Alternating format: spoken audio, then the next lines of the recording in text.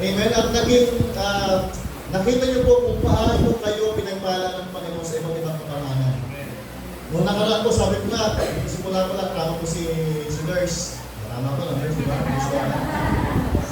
Na nasubay mo yung muna yung pagpasa niya sa board exam, di ba? So, nakita ko nung napakaliit ang pwesto mo. 10 lang, medyo susigan pa. Pero hanggang lumipat tayo sa may bukid. Tama, di ba? Sa Nepal po, doon sana kami niliko, sabi ko may exhibit tayo dyan. Meron ng bagong place ng worship. So, ibig sabihin po talaga ang tao kapag nakakonect ka sa Lord, natural yung paglago. Amen. Wala pong bunga na sa sanga lang. Kailangan nakakonect ka sa puno. At ang paglago po, hindi na pinipilit. Naniwala po kayo doon? Hindi mo kaya sa inyo mga member, dapat lumago kayo, dapat ganito kayo, hindi po eh. Kapag nakakonect ka sa puno, alam ito ko dyan ating Panginoon, yung bunga nagiging natural. Masabi nga po, ang bunga na hinog sa pilit, hindi masarap. Pero ang katotohanan, since tayo po ay nakakonect sa Lord, mapasin nyo, walang hirap pero lumalagong church. Kasi natural po yung bunga kapag tayo po ay nakakonect sa Lord. Amen? Nakakatuwa po dahil may mga sasakyan na. Amen? Latest lang, may nakabili ng Ford. Kasi ako, can't afford. Hanggang maliit ang sakil ako. Pero, yun po yung sinasabi ko. No? Natural po yung blessing, natural po yung paglago, natural yung bunga sa tao na makakonect sa Lord. Huwag naman po tayo mahalis doon. Sabi po doon, apart from me, ang rin sa akin, walang kayang gawin. You can do nothing. Kaya, mapalad po tayo lahat dahil naglingkod tayo sa Diyos na tapat sa habang panahon. Lumaan po yung pandemic, parang hindi naman kayo na pandemic eh. No, parang normal lang. Dumaan tayo sa pandemic na wala namang pinabayaan si Lord. Amen? Nakasurvive tayo na kung saan ngayon. Dati, online lang. No, ngayon, mas masaya yung face-to-face eh. Amen? So, sa umaga po ito mga kapatid, nais ko po kayong dalhin sa salita ng Panginoon. Sa Mark chapter 14, maaring pamilyar na po kayo sa verses po na ito. Nasabi po, basahin po natin, pwede po ba tayo ito kayong lahat sa pagbasa po ng salita ng Panginoon ng pag-alam? So verse 3, sabi po dito, while he was in Bethany with Jesus, reclining at the table in the home of Simon the leper, a woman came with an alabaster jar of very expensive perfume, made of pure nard. She broke the jar and poured the perfume on his head.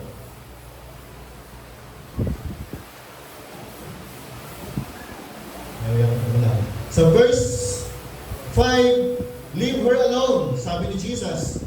Why are you bothering her? She has done a beautiful thing to me.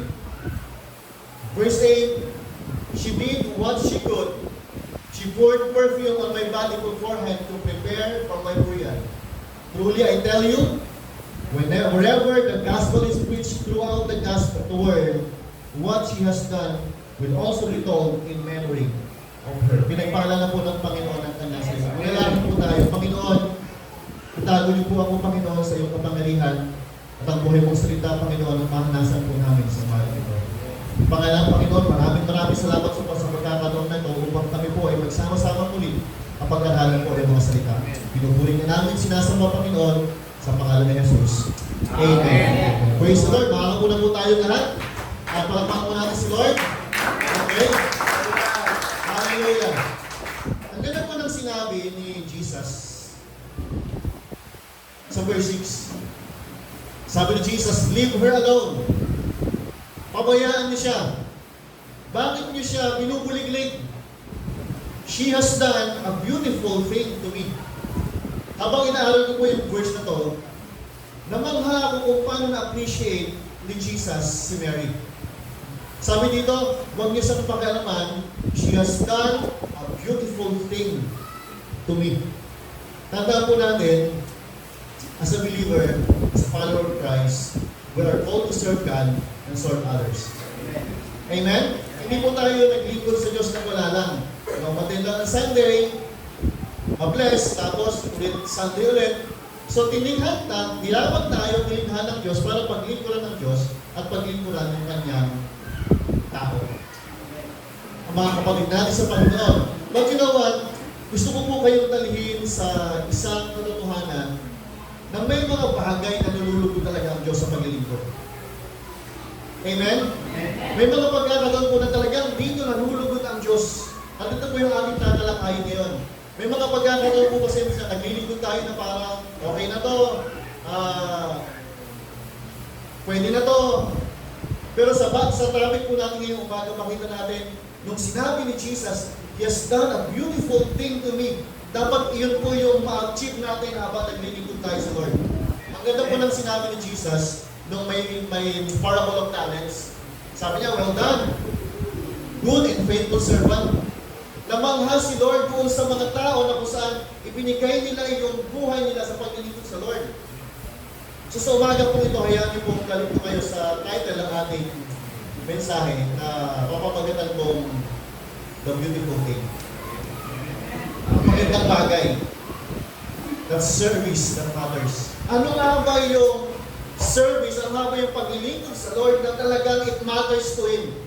Alam niyo po mga kapatid, kahit ang dami-dami mong ginagawa sa ministeryo, kapag hindi nagustuhan ng Lord yan, walang bearing. Amen? Kahit 300 na yung Bible studies nyo. Grabe, no? Sana all. No? Kahit napakarami ng ministeryo, kapag ito ay hindi nang-ayon doon sa kalooban ng Diyos, all is worthless.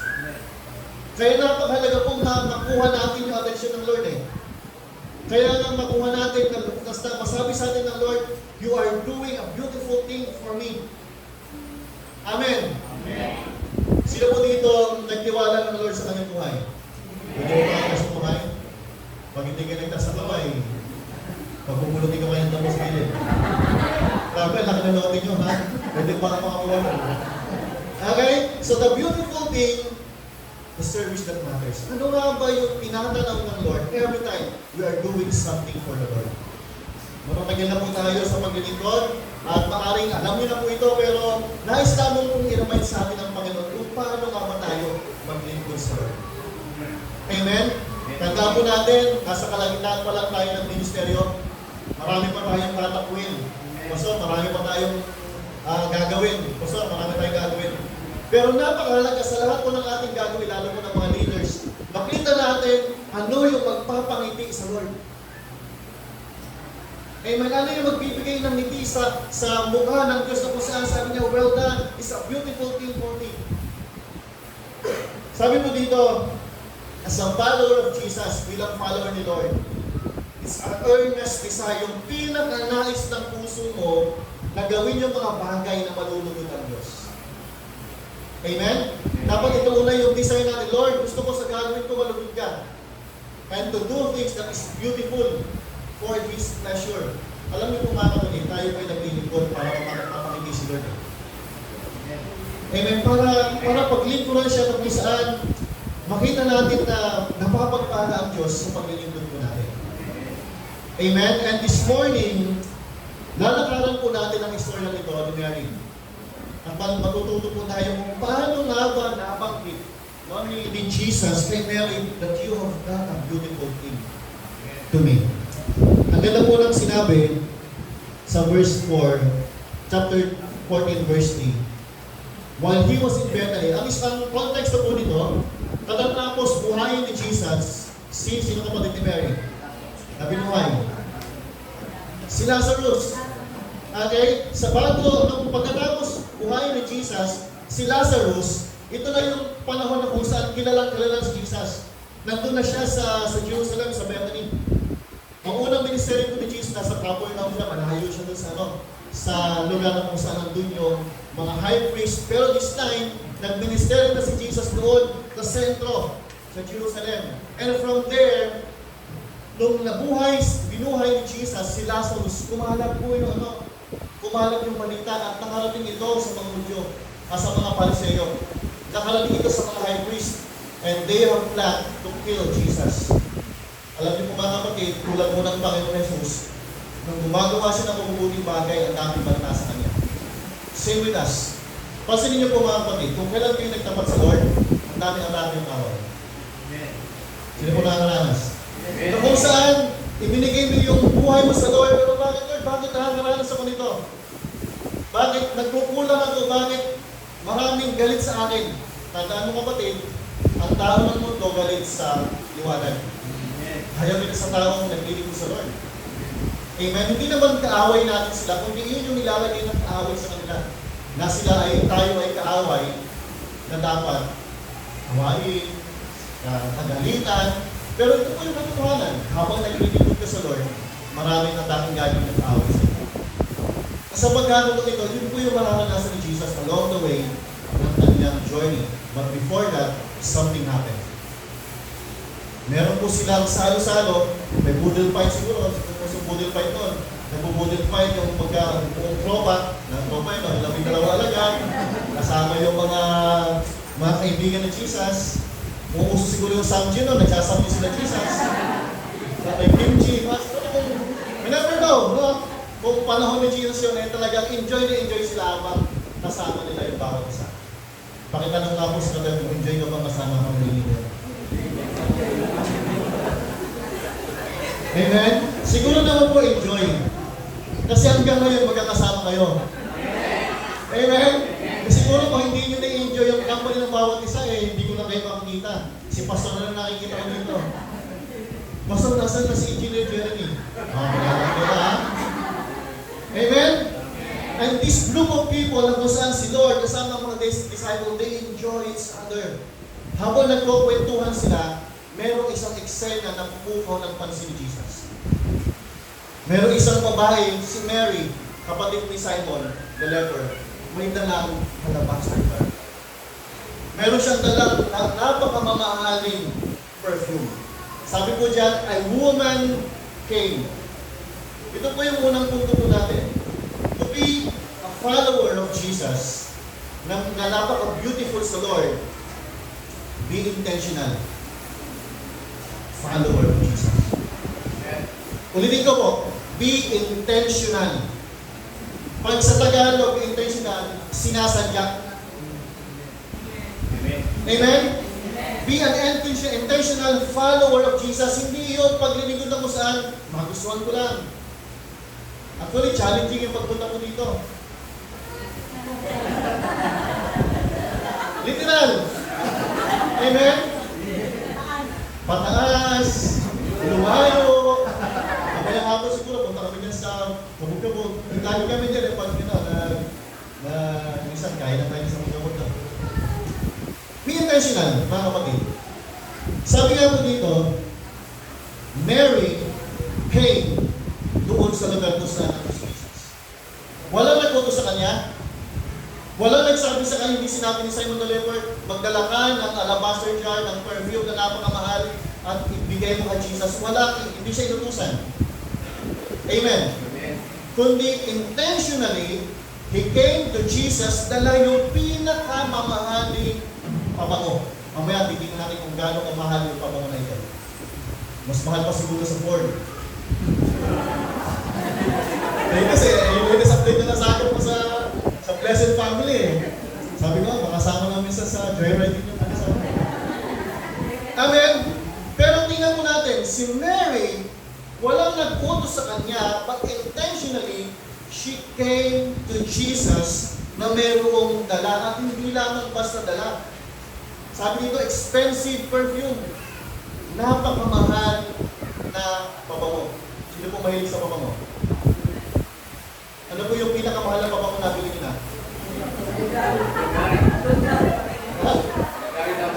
Bulgari? Burger na kasi yun. May mga taong mahilig sa pabango. Yung anak ko, grabe si Joe, hindi namin naisama mas malakot sa akin. Ang hilig sa pabango, ano na walang order nila ng pabango. At yung pabango, hindi naman ganun kamura. Medyo pricey yung pabango. Yung mga 500. Kung last lang, bumili siya ng birthday niya. Bumili naman ba yung makina na ito na worth 1,000 plus siya tayo na pabango. Sabi ko, 1,000, marami na pagkain. Dahil birthday, alam mo naman yung tatay gusto, the best sa kanya anak. Sila mag-ina doon sa SM, nandun sila sa may bumili. Andun ako, sa sikilo. Sabi, nag-walk out na si daddy mo, mahal na binili natin. But you know what? ibibigay mo sa isang tao, isang bagay na napakamahal sa'yo, pinakamamahal mo, you will give something that is worthy. Kaya itong si Mary, intentionally, ulitin ko ba, I will always use the word intentionally, lumapit siya kay Jesus. Mga kapatid, tandaan ko, sa paglilingkod, hindi pwede yung pilitan. Sabi ko nga kanina, ang tao na kamunito sa puno natural, ang bunga. Amen. Pakisabi nga ako sa katabi mo, hindi na kita pipilitin. Ito yan. You know what? If you are growing in Christ, medyo nakakatuwa, medyo... So, kailangan pa ba yun? Ito po ang sikreto ng isang... Ito po yung resulta ng isang taong nakakonect sa Lord. Intentional siya sa lahat ng kanyang gagawin para sa Lord. Amen. Amen? Wala nang dalawang isip. Atin ba ako ng Sunday ngayon? Sunday, pag-iisipan ka. Non-compromising dapat yung Sunday, hindi kinapagyan, hindi option. Ang Sunday, automatic yan, intentional. Amen? Sa mga leader nyo, sa mga small group, dapat intentional kayo. Wala nang, nasaan ba si Ate Sheila? Sino kaya si Ate Sheila? Bakit di ka lumapit ng prayer meeting? Tatawa siya. Hindi ko alam, hindi ko alam, ha? Nakikilala ka. Kasi na kaya, you know what? Ang mga tao ang in love sa Lord, intentional lagi yan. Di ba tayo mga tatay, mga nanay, lahat ng mga bagay na ibibigay natin sa Lord, minsan hindi naman nila hinihingi. We intentionally give what our kids wants. Ganon din sa paglilingkod sa Lord, be intentional. Wala nang pilitan. Amen. At masarap maglingkod sa Lord, yung intention of your heart ng napipilitan. This Mary, it is intentional for her to come to Jesus with an alabaster jar. Pangalawa po punto sa intentionality ni Mary na to, hindi pwedeng makialam si Mary doon sa usapan ng mga lalaki. Ang mga babae po, ang kanilang konsepto palagi, andun sila saan? Sa kitchen. Di ba? Tanda si Martha sa Mary, nag-away pa nga sila eh. Di ba? Sabi ni Martha, Jesus, pagsabihan mo naman si Mary, nandiyan na naman sa paanan mo. Sa pagkalalong ito, si Mary, nasa paanan ulit ni Jesus. Amen. Si Mary intentionally come to the Lord.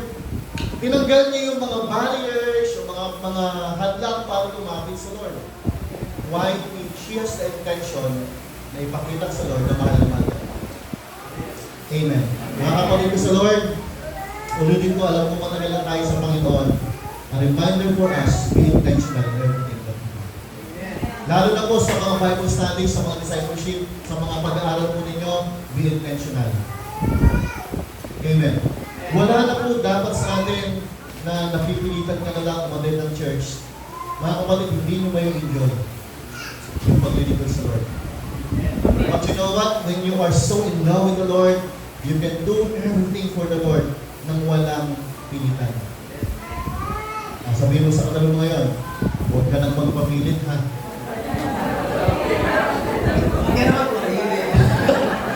Ang sarap kayo, ito po ha, sa mga pastor, ang sarap mga-receive ng message. Pastor, wala ba tayong Bible study? Pastor, ako na po yung maglilid ngayon ng prayer, ha? Di ba, sarap makarinig ng pastor, di ba? Na hindi na isipin na pastor, sino may opening prayer ba? Sino kaya yung mapapawit? That you are giving voluntarily, intentionally your service to the Lord. Amen. Amen. Pakisabi sa katabi mo, kapatid, maganda ka na sa Lord. Sa Lord. Sa Lord. Maganda sa Lord, sa Lord. Diba? Ibig sabihin, matagal ka na sa parang pangit talaga. Kapatid, ulit, kapatid. Maganda ka na talaga sa Lord. Hindi naman ang tuhal na, matagal lang tayo sa Lord, kamanda na tayo sa paglilingkod. We need to understand, be intentional. Marami pong bago ako nakikita, sa inyo po mga leaders, dapat makita ko. Sa mga nanay na naglilingkod sa Lord, dapat makita ko. Di ba marami may Bible study kayo ngayon? Sila mas malaki. Ngayon yung mga anak niya, uy, atin ka ng ano, Sunday school. Hindi, ikaw nga po, hindi kayo umatin ng ano. Nakita natin, may malaking perception ito sa ating mga anak na kung saan pwede naman pala. Now, nawawala na intentionality. Amen? So, as we move forward mga kapatid, sabi mo dito, so verse 4, mga tao, some of their present were saying indignantly, may mga narinig si Mary. Sabi dito, why this waste? Bakit sinayang? It could have been sold for more than a year wages and the money given to the poor. Bakit sinayang? Babalik ako sa first point natin, intentional ni Mary yun. Walang pwedeng umadlang kay Mary ano man ang gusto gawin niya sa Lord.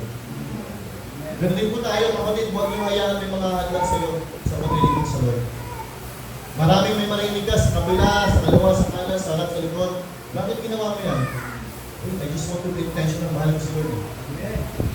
Amen? Because in the second point natin, mga kapatid, pinalalo niyo naman po ako, may sila ako mag-preach. Anong oras na po? 11. Ano lang po, 15 minutes ka lang. And 1 hour. Okay? So, yung mga taong nandun, ang daming narinig ni Mary, but still, it is my intention to give what I have to the Lord. Ano man ang marinig ko, gagawin ko. Amen. Di ba nakaransa po tayo sa paglilingkod namin sa Lord? Ang dami natin marinig sa kapitbahay, sa mga katrabaho. Sino working po dito? Sa mga may negosyo. Bakit ka parating sayang isang day? Okay. Overtime ka, walang kayong kita, walang sahod. Susunod ka lang, pero tandaan mo kapatid, mahal mo si Lord eh. Walang pwedeng pumalit. Kamaya sa pangalawa, as a follower of Jesus, be an all-out follower. All out. Pag sinabing all out, wala nang holding back, wala nang reservation. Amen. Sa pagbibigay sa Lord, all out. Parang pumunta yung tuwa mo. Basta all out. Okay, opening time. Sabi ko, Pastor. Meron tayong project mga kapatid. Pastor, kapag-pray ko na lang na makatapos tayo ng project. Tandaan mo mga kapatid, being all out doesn't mean how much amount you have. An all out starts with the heart. Ang all-out attitude nagsimula sa puso yan. Amen? Hindi sa isip. Tandaan niyo po ito, ang isip, napakadaling mag-calculate. Tama? Mga magulang. Di ba? May mga sahod. Wala pang sahod. Kalkulado mo na. Tapos. Tama? And sometimes, ito po tayo mga magulang eh. Kapag meron dumating na problema, kalkulado ka din natin. We calculate too much. And with that mindset, with that heart, nalilimutan mo na mag-all out sa Lord. Kasi kalkulado mo na kulang. Pero kapag ang heart mo all out lagi sa Lord, yung calculations nawawala. Amen? Yung calculations na, Lord, parang hindi ako makapag-tithes, hindi ako makapag-offering ngayon, hindi ako makapag-support sa gawain ng Panginoon. Ang bilis natin mag-calculate.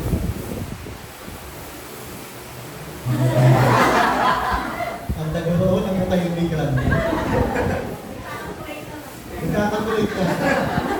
Pero alam nyo mga kapatid, kidding aside, sumunod na din tayo sa Lord eh. Naglingkod na din tayo sa Lord eh. Ibigyan na natin yung all out. Amen? Meron ko, di ko alam kung gusto dito sa aming mga bata nyo. Merong katagal. Kapag naglalaro ka, kasama yung pato. Sama pato. Ano po yun? Di ba? Di ko alam, kailangan mo yung touching ko. Sama pato na. Ibig sabihin, kaya na lahat. Wala lang nila. Tama? Tapos pag natalo ka, iyak-iyak na lang. Ano ko yan? Batang kalya ko eh. Sinama mo yung pato, tapos natalo ka, uwi ka na sa bahay, iyak-iyak ka. Pero alam mo sa Lord, dapat all out eh. Amen? Wala kang reservation. Why? God never reserved giving Jesus for me and for you. Hindi nagdalawang isip siya ang Panginoon, ang Diyos Ama, na ibigay si Jesus sa atin. Si Pastor Brian, hindi naman sa qualified ibigay yung salvation niya. Wala. Kundi all out, yung salvation ay binigay ng Diyos through Jesus Christ. How much more sa atin na nag-all out ang Lord sa atin? And we give our all out dapat sa atin. Now, here's the thing. Ang all out, hindi pinipilit. Tama? If you want to go all out, hindi po pwedeng sabihin, Nurse Donna, all out ka sa Lord ha? Hindi pwede. Dapat mahal lamang na si Lord. At yung all out na yun, kusa niyang ibibigay sa Panginoon. Mary, hindi siya inutusan ng mga alagad, hindi siya inutusan ni Martha, hindi siya inutusan ni Simon na kanyang kuya, kundi binigay niya ng gusto yung all out niya sa Lord. Amen. Sino po nagmamahal sa Lord? Pwede yung makabasa mo na. Pag hindi ka nagmamahal sa Lord, nung kabila naman yung papagaling namin. If you really love the Lord, all out na. Sayang yung paglilingkod. Amen. Sayang yung pagsuga natin every Sunday, sayang yung mga Bible studies natin, sayang yung mga tagal natin paglilingkod sa Lord kung hindi ka pa rin all out. Hindi ko ibig sabihin maging mahirap kayo. I'm not saying that. Sabi ko, all out starts with the heart. Kapag ilang na ilang mo sa Lord, all out ibibigay mo sa Panginoon. Ganito po magmahal ang kamay. Tayo mga tatay, mga magulang, we all out with our children. Tama? Tama po. Ako lagi ko pong tinatanaw yung pagmamahal ng Amang sa langit kung paano po minamahal yung aking mga. Pero hindi ko kayang tumbasa yung pag-ibig ng Diyos sa akin. Pero sa simpleng bagay nakikita ko, siguro ganito din mag-isip ang Diyos. Sa pag-aalaga sa akin ng Diyos Ama, all out. Ganun din. Ang tingin ko sa akin mga anak, all out. And not under compulsion, hindi siya napipilitan ako, but because I love my family. And if you really love the Lord, walang reservation, ibibigay po ang lahat ng pag-ibig sa Kanya. Amen? Pakisabi nga po sa katabi mo, ready ka na ba? Mag-be all out sa Lord. Okay, simulan natin sa offering, pwede mo lang. Okay, be an all out. Tandaan mo, sabi ko dito, a woman came with an alabaster jar, expensive perfume, all out, he broke the jar. Hindi siya kumuha ng signage. Lord, 5 ml lang. Yan lang bibigyan ko sa iyo. Mahal po kasi ito eh. Hindi, binasag niya yung jar. Inilagay sa kanyang buhok at ipinamunas sa paa ni Jesus.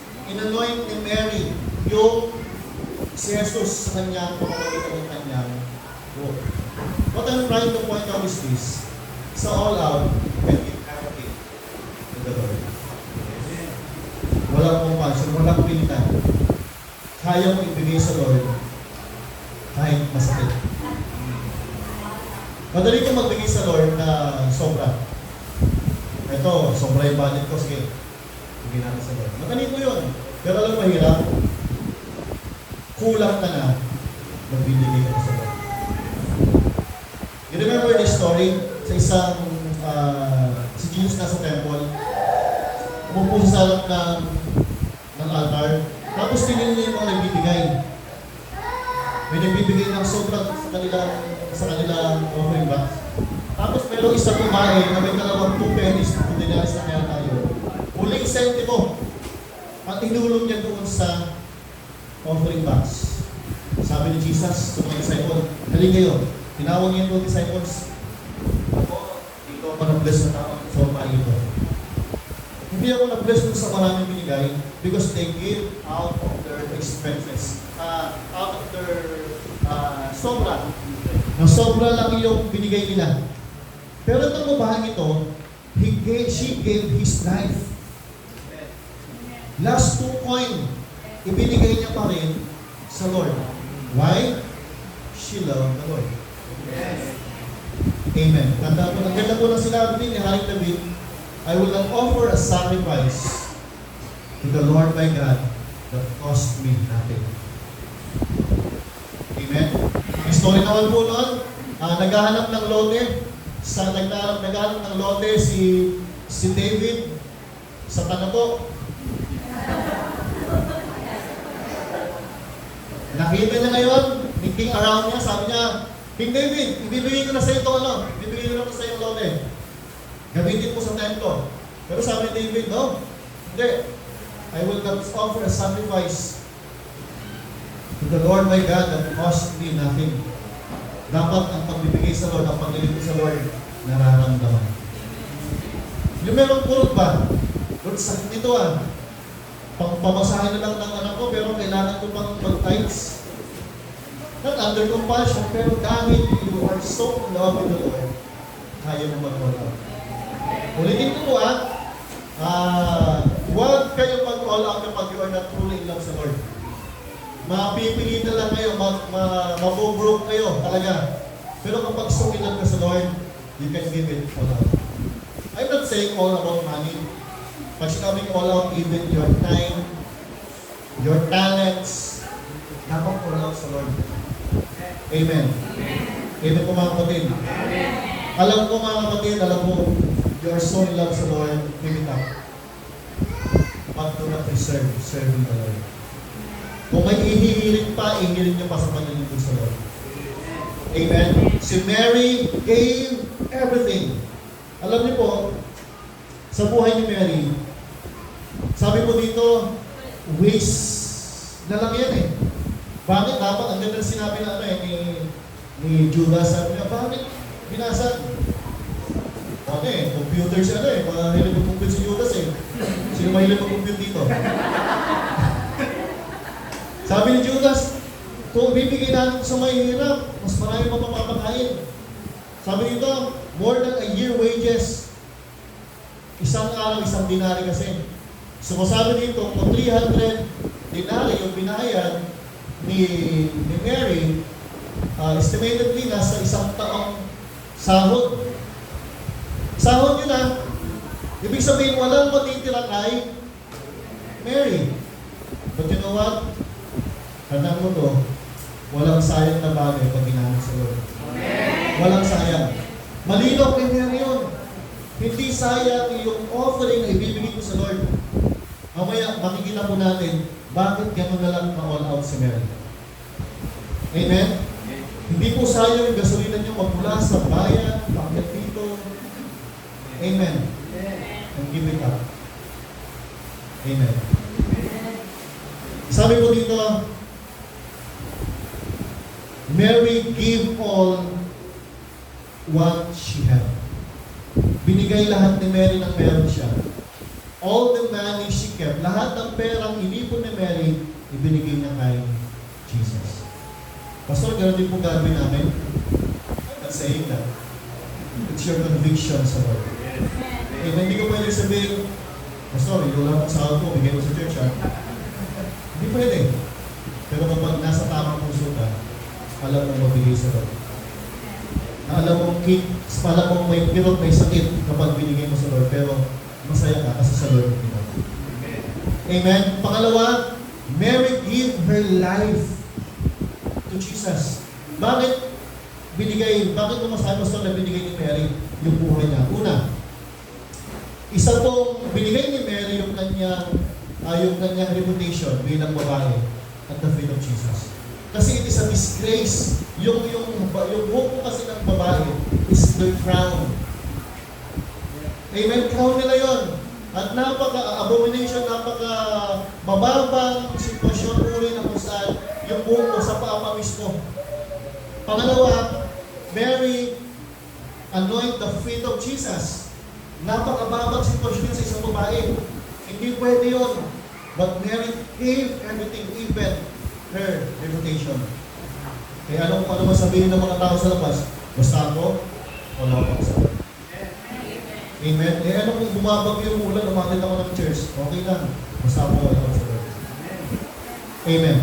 Mary gave yung finances niya sa Lord. Gave her reputation sa Lord. And lastly, Mary gave her life to the Lord. Ulitin ko po ito. Naglilingkod ka na lang din sa Lord. I-all out mo. Amen. I-all out mo na. Huwag ka nang mag-deserve. Dahil yun po yung bagay. Diba sabi ng Panginoon, it's a beautiful thing with God. Isang pumapakinggan sa Lord yun. Amen. Na kahit hindi ka ganun kayaman, may Ford ka lang, kapag pa lang gano'n. Latest kasi, latest. Pero, masaya ka dahil nagtatapat ka sa Lord. Masaya ka dahil mahal mo si Lord. Na kung meron mong driving course lagi sa atin, sa paglilingkod, yung love mo sa Lord. Huwag na huwag mong mawawala. Hindi po nawala yung love ng Lord sa atin, never. But yung love natin sa Lord, minsan nawawala. Amen po ba? Huwag po natin alisin yung mga bagay po tayo. And lastly po, sabi sa iyo, sandali lang po. Pag-ilan na po tayo? Pangatlo. May 16 na po. Pangatlo, be the best and give your best sa follower of Jesus. Be the best and give your best sa follower of Jesus. Sa paglilingkod sa Lord, hindi pwede na. Amen? Hindi nga, pwede na to. Worship team, nakatugtog, pwede na to. Hindi naman natin nila alam yung mali natin eh. Hindi po. Tandaan po natin, hindi natin sila audience. Ang audience natin, si Lord. God gave the best and He deserved the best. Amen? Pakisabi mo sa kanan mo, God deserved the best. Amen? Hindi ko, God gave the best for us and He deserved our best. Pakisabi sa kanan mo, alam mo, the best ka eh. Alam mo bang the best ka? Best ka. Meron tayong gagawin simple participation. No? Pag sinabi ko 1, sabihin ko, I am the best. Okay, number 1. Sure po, parang, I am the best. Ang ginawa ng Panginoon sa'yo, the best na yan, kaya best ka. So number 1, pakisabi. Pag sinabi ko 1, yung may conviction ako I am the best. Okay, ulit, 1. Yun, medyo lagi natin action. I am the best. May tapik sa hindi. I am the best. Kasi how can you give your best sa Lord kapag sa isip mo pa lang hindi ka best? Alam niyo kapatid, hindi naman sa ginawa natin naging best tayo eh. Sa ginawa ni Jesus, that's why we are best. Hindi nagkulang si Lord sa atin. Amen? So with conviction, number 1, I'm the best! Yun! Pag sinabi ko number 2, ituro mo naman, tusukit mo sa mata yung mga bukan. Sabihin mo sa ano mo, you are the best! Amen? Pangatlo, ikot mo yung kami mo, we are the best. Okay? Number 2, you are the best! Number 3, we are the best! Number 1, hindi beast ha? Pag beast kasi hindi mo ko. Best na best. Okay? Ulit, number 3. We are the best! Ay, kung mayroon po Bisaya dito, okay lang pala. Kasi yung ano po ako, best na dito, best. Okay? And number 4, above all, God is the best. Number 4, God is the best. And above all, God is the best. Okay? Number 4. Number 3. We are the best. Number 2. You are the best. Number 4. God is the best. Bakit kailangan nating malaman na best ka? Una, sabi ko nga, yung ginawa sa iyo ni Jesus, makes you best. Ulitin ko, hindi yung pagdala mo ng church, make you best. Hindi yung offering mo, nagbibigay sa'yo ng you are the best. Hindi yung pagtayo mo dito, nagpapabest tayo. What God did to you, what Jesus did in your life, made you the best. Hindi sa ating sariling righteousness ha. I'm not saying na best pala ako, hindi po. Dahil umakit ako ng Bible study, every Sunday nandito ako, kaya best ako, hindi po. Wala tayong pwedeng tagtag doon sa best na ginawa ng Jesus. We are the best because of Jesus. And Mary gave the best. Sabi po dito, balikan natin, Mary bring an alabaster jar, very expensive, made of pure nard. Ay 300 worth of dinari. Ang ibinigay niya sa Lord. Why? Because Mary wants to give the best for the Lord. Yes. Even it cost her life, even it cost her reputation, even it cost her finances, even the cost of everything. Walang nalagay yun kay Mary. Because I just want to give my best to the Lord. Amen. Sa akin po magtatapos, mga kapatid, tatlo po yung makikita natin on why Mary kaya na gawin ang lahat ng bagay na ito. Amen. Nung sinabi ni Jesus, she done a beautiful thing to me.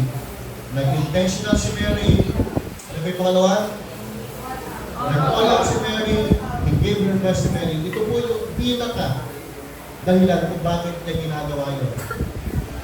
Mary knew who Jesus is. Kilala niya si Jesus. Kaya niyang ibigay lahat kasi kilala niya ang hari ng mga hari, ang Panginoon ng mga Panginoon, ang Savior, ang Redeemer, ang Helper, ang Friend, ang Refuge. Kilala niya si Jesus. Kaya kaya niyang ibigay yung lahat. Amen po ba? Alam mo, habang nakikilala mo si Lord, unti-unti nawawalan ng bilang yung buhay mo at lumalaki si Lord sa buhay mo. Ang ano sinabi ni Pablo? More of you and less of me. God be pleased and I must be pleased. Habang nakikilala ni Paul, si Lord, nawawalan siya ng halaga. Ibig sabihin, kilala ni Mary yung Jesus na kanyang pinaglilingkuran. The King of Kings, the Lord of Lords, what can you offer? Pati nga yung buhay na to, sa Lord pa rin eh. Amen? Pati yung ano meron tayo, hindi naman sa atin yun. Amen? We are all stewards. Pinagkatiwala lang sa atin lahat ng Lord. Pero hindi si Mary. Alam niya anong meron siya, sa Lord pa rin yun. Kaya ano man yung kanyang marinig, may pagtatwa man sa kanila, why this ways, bakit kailangan pang gawin, ibigay sa mahirap. Pansinin nyo, hindi naman masama yung sinabi ng mga tao na ibigay sa mahirap. Doon nga sana yun eh, di ba? Pero tandaan mo, wala nang masigit pa kapag ginawa mo sa Lord. Amen? Kaya nga sabi ni Lord, you've done a beautiful thing to me. Sabi ni Jesus dito, ang mga tao ito makakasama nyo pa. Pero ako, it's preparation for my burial. What I'm trying to point out is this. Habang nakikilala mo si Lord, basta bubuksan yung puso mo para maging ko ng all out. Yes, sa Panginoon. Amen. Pangalawa, lagi mong tatandaan, no earthly treasures can overweight the glory of Jesus. Walang pwedeng mas matimbang pa sa glory ng Panginoong Jesus. Ano man, sino po nakakita dito ng timbangan kung sa justice, yung may kanan, di ba? Ilagay mo yung yaman dito, ilagay mo yung kotse, ilagay mo lahat. Ano man ilagay mo dito sa kabila, hindi kaya outweighs yung ginawa ni Jesus sa buhay. Amen? No one outweighs doon sa glory ng Lord. Malinaw kay Mary yun. Kung may pera pang marahil si Mary, ibibigay niya pa eh. Ibigay niya na yung lahat eh. Why? Because alam ni Mary na even this, hindi pa rin pwedeng tumumbas doon sa pagiging hari ng aking pinaglilingkuran. Amen. Mga kapatid, tandaan mo, ano man ang meron tayo, we are all stewards. Pinagkatiwala mo sa atin ng Panginoon. And never underestimate what the Lord can do in your life. Bakit naman ng Lord eh? Sabi ko kanina, it's your attitude of your heart. Alam mo naman ng Lord na gipit ka. Alam mo ng Lord na may time constraint tayo, lalo mga parents. Alam naman ng Lord na hirap tayo sa mga pagkakaroon. But you know what? As you're giving your all to the Lord, lahat mo yan nakakamit sa Panginoon. Ano sabi ng Lord sa mga sabong of Philippians ni Pablo? So, 1 Corinthians chapter 15, verse 58. That your labor, stand firm, let nothing move you, because you know that your labor in the Lord is not in vain. Hindi nawawala ng paguluhan ng napaglilingkod mo sa Lord. Napakaliwanag po doon. Lahat po ng papagalunin nyo, magtiis po tayo, magpatuloy tayo Lord because no earthly treasures can outweigh the glory of God. Amen? Alam namin yung sakripisyo nyo, pumunta kayo dito sa place of worship. Alam ng Lord lahat yan. Alam ng Lord yung gastos niyo sa gasolina, alam ng Lord lahat yan. Pero hindi pa rin sapat para ma-outweigh natin yung ginawa ng Lord sa Lord. Let's continue to serve the Lord. And lastly, Mary served the Lord without reservation. Walang reservation. Balik tayo sa una, why? Because Mary knows Jesus. Maliwanag kay Mary na pinaglilingkuran niya si Jesus. Ang hari ng mga hari, ang Panginoon ng mga Panginoon, ang manliligtas, ang hari ng lahat, ang anak ng Diyos. Maliwanag lahat yun sa isip at puso ni Mary. Mga kapatid ko sa Panginoon, kilala pa natin ang ulo sa ng Jesus. At mapapansin ninyo ang pagiging sa Lord ng sarap. Because you are so in love with Jesus. Kung meron pong sikretong formula on how to serve the Lord, pag-ibig. Pag-ibig mo sa Panginoon. Pag-ibig mo sa mga lingkod ng Diyos. At ang pag-ibig mo sa mga pag-ibig sa Panginoon. Amen? Ang ganda po na sinabi ng Lord sa Book of Corinthians, these three remains, faith, hope, love. What the greatest of this is love. Pinapakita mo ng Panginoon, love the Lord your God with all your heart, with all your soul, with all your strength, and with all your will. Amen? Amen. And love others as yourself. Love po ang dapat umigil sa buhay mo. Because the more you love the Lord, the more you can give your all out. The more you can do things. Ang sarap pong pakinggan ko. Ang sarap na pakinggan ko. Siguro, habang nakupo si Melo sa paanan ni Jesus, nung narinig niya yung katagan yun, siguro, mas lalo siyang napayak. Galing mismo sa bibig ng Diyos. But you have done a beautiful thing to me. Sold na tayo dun eh. Amen? Mga kapatid ko na hindi nakikilagay dito sa harap, pagpatuloy niyo lang po ang pag-ministeryo. Hindi po pwedeng nasa harap tayo lahat. No. Hindi pwede po yun. Yung guest speaker na lang nasa harap, tapos paawin kayo lahat dito. Hindi pwedeng lahat ipapaawin. Hindi pwedeng lahat preacher. Hindi pwede. May mga ministeryo backstage. You know what? Those are people that in the backstage. Mag-ingod kayo ng palihim. You don't need the clap of the people. Hindi yung kailangan yung appreciation ni Pastor. Okay na sa inyo na appreciate kayo ng Lord. Amen. Sa mga nandito po sa harap, lagi tatandaan, huwag kayong tatanggap kahit isang palakpak from the congregation. Pag nararamdaman niyo ng puso, parang ang galing ko step back kayo, Lord, hindi sa akin. Sa ito, Panginoon. Why? Because you truly love the Lord. Mga kapatid ko, tuloy lang po tayo sa Panginoon. Amen? Marami pang kaya gawin ng Lord sa buhay ko. At ang lupain ito, marami pang gagawin sa Lord. Yes! Amen? Alam niyo po, balikan ko yung biniling lote ni David sa Tanato. Sa around taking around niya. Alam niyo, nung binili ni David yun, walang ano siya, alam niyo parang pinag-iwanan ng limaan, pero binili ni David. And along the way, yung lugar na yun, naging worship center, naging tabernacle. Amen? Why? Because we love. Tuloy lang po, mga kapatid. At makamang kayo kung paano po kayo i-English ng Lord. Kung paano ba ang church na ito, mga anak. May love lang kayo sa Panginoon. Amen? Let's all stand up po, mga kapatid, and let us pray. Hallelujah. And I know hindi ko accidentally ito. I'm praying for this message. And this message para po sa kanyang mga anak. Reminding you, mga kapatid ko sa Lord, just do your best sa Panginoon. Just give your all out sa Lord. Worship Him. Pwede sa mga kami dito. At hayaan nyo na magpatuloy kayo sa Panginoon. Amen. Hayaan nyo po na, Lord, Inaalay ko yung buhay ko sa iyo, Panginoon. Sige, basta tayo ka lang yan. Sige, tayo ka lang. Okay? Pwede ba ibigin po natin ang mga mata na yun? Hallelujah. And let the significance of our service ngayon, Lord. Hallelujah.